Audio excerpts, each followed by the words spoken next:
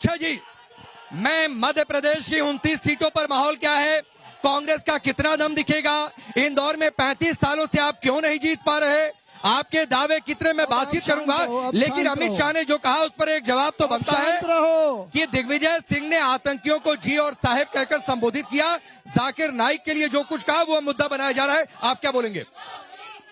अच्छा जी, ऐसे तो बात आपका इंदौर में स्वागत है, बात इंदौर की होनी चाहिए, बात इंदौर के विकास की होनी चाहिए।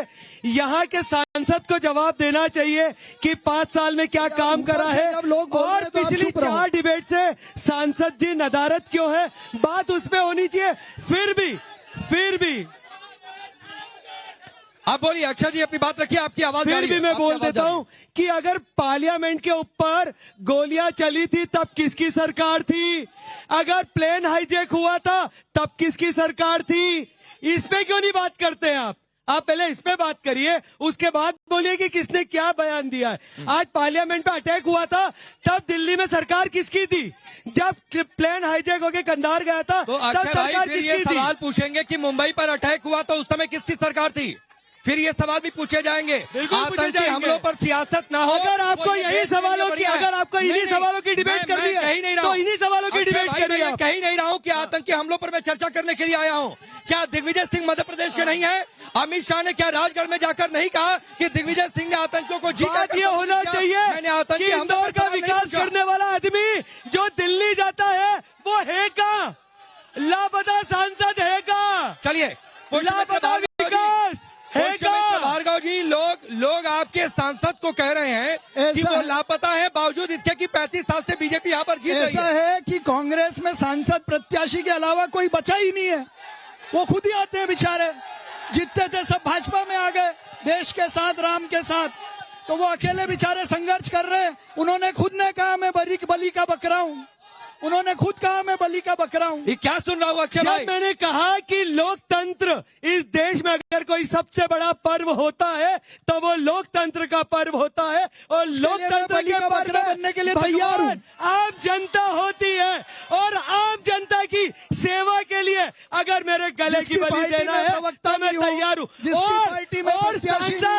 और कार्यकर्ता नहीं हो, सांसद को डिफेंड करने के लिए प्रतिनिधि की बजाय महापौर को सांसद को डिफेंड करने के लिए आना पड़ रहा है। क्या महापौर का काम है? पहले अक्षय भाई निगम का काम करना भाई। मेरा ये कहना है, अभी इनकी बात पूरी हो जाए फिर आ रहा हूँ। अच्छा, मेरा आप सबसे ये आग्रह है कि जब हम बोले तब आप शांत रहो तो समझ में आएगा। मेरा ये कहना है कि देश हित के जो मुद्दे हैं उसको ये एजेंडा मानते हैं। दिग्विजय सिंह बटाला हाउस एनकाउंटर पे प्रश्न चिन्ह लगाते हैं। दिग्विजय सिंह और कांग्रेस पार्टी आतंकवादियों को बिरयानी परोसती है। दिग्विजय सिंह और कांग्रेस पार्टी के लोग मुस्लिम तुष्टीकरण की परिकाष्ठा करते हैं, और जब ऐसे लोगों पे एजेंडे की बात होती है तो ये कहते हैं कि ये एजेंडा है। मैं बोलूं तो नहीं, लेकिन मुझे एक बात बताइए, फिर मैं एक बार फिर से पब्लिक के बीच जाऊंगा। जो अक्षय भाई ने बातचीत कही कि यहाँ पर सांसद नहीं मिल रहे हैं, उनके मुकाबले आप आ गए, ये भी ये सवाल उठा रहे हैं, इस पर आप क्या जवाब देंगे? फिर मैं लोगों के बीच जा रहा हूँ। सुनिए, ऐसा है और देश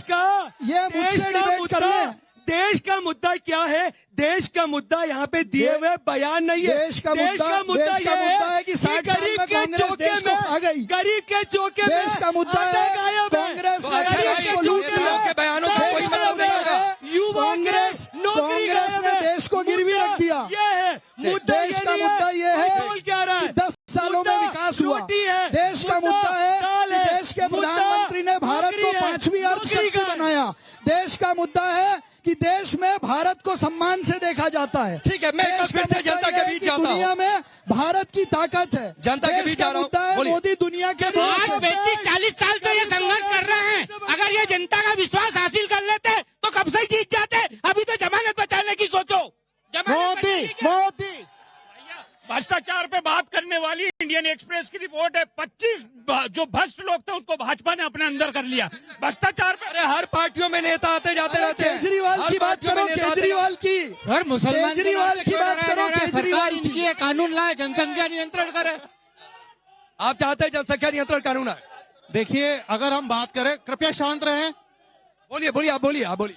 अगर आप बात करें यहाँ पर, तो सकारात्मक राजनीति कब होगी हमारे देश में? चौकीदार बच्चे आप आपके पास यहाँ दो पर चार। चेक करें, दोनों विपक्ष और पक्ष दोनों के जो नेता हैं 75% दूसरे के बारे में गलत बातें बोलते हैं, 25% अपने बारे में बोलते हैं। अरे पॉलिटिक्स ऐसे ही चलती है। मेरा कांतिबम से ये सवाल है कि जब आपके सारे बड़े नेता हमारे इसमें सम्मिलित हो गए तो आप क्यों अपना टाइम वेस्ट कर रहे हैं? अब ये लीजिए, कांति भाई आपको बुला रही है भाजपा में, ये कह रही है आप क्या कर रहे हैं कांग्रेस में।